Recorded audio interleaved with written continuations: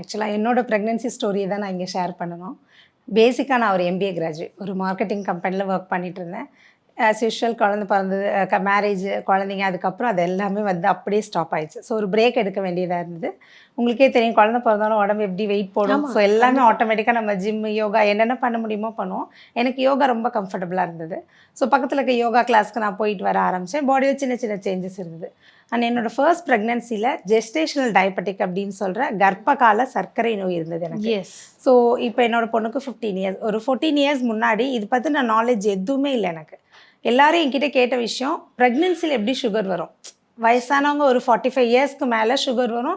So யூஸ்வலாக என்ன சொல்லுவாங்க, சப்பாத்தி சாப்பிடு, பாவக்காய் சாப்பிடு, இதுதான் நம்ம ஊரில், இல்லை வாக்கிங் போ, இதுதான் பேசிக்காக எல்லாருக்கும் தெரிஞ்ச விஷயம். ஸோ என்னோடய ப்ரெக்னென்சிலே அதை தான் நான் ஃபாலோ பண்ணேன். ஃபுட்டு கம்மியாக எடுத்துக்கணும் அப்படிங்கிறது மட்டும்தான் எனக்கு தெரியும். வாக்கிங் போகணும், இது ஒன்று தான் எனக்கு தெரியும். ஏன்னா உங்களுக்கு அப்போ வந்து இந்த கூகுள் சர்லாம் கிடையாது நமக்கு. ஸோ அதை மட்டும் ஃபாலோ பண்ணேன். எனக்கு நேச்சுரல் டெலிவரி, பேபி நார்மலாக ரொம்ப நல்லா ஹெல்த்தியாக தான் பிறந்தாங்க. அண்ட் இன் பிட்வீனில் நான் யோகாவும் ஜாயின் பண்ணேன். ஸோ ரொம்ப வெயிட் போட்டதுனால யோகா ஜாயின் பண்ணேன். அண்ட் வெயிட் கொஞ்சம் நல்லா ரெடியூஸ் ஆச்சு. அண்ட் ஃபஸ்ட்டு ப்ரெக்னென்சியில் ஜெஸ்டேஷனல் டயபெட்டிக் இருந்தது வந்து நமக்கு அடுத்த ப்ரெக்னென்சி பிளான் பண்ணுறப்ப வரக்கூடாது. அதுதான் என்னோடய மெயின் மோட்டோவாக இருந்தது. ஸோ போனப்போ சுகர் லெவல்லாம் நார்மலாக தான் இருந்தது. இந்த டைம் நான் செகண்ட் வந்து கன்சீவ் ஆனேன். அதே சேம் எனக்கு செகண்ட் ப்ரெக்னென்சிலையும் ஜெஸ்டேஷனல் டயபெட்டிக் இருந்தது. ஸோ அப்போ நான் பார்த்தப்ப டாக்டர் என்ன சொன்னாங்க அப்படின்னா, நான் ரொம்ப பயந்துட்டு இருந்தேன்.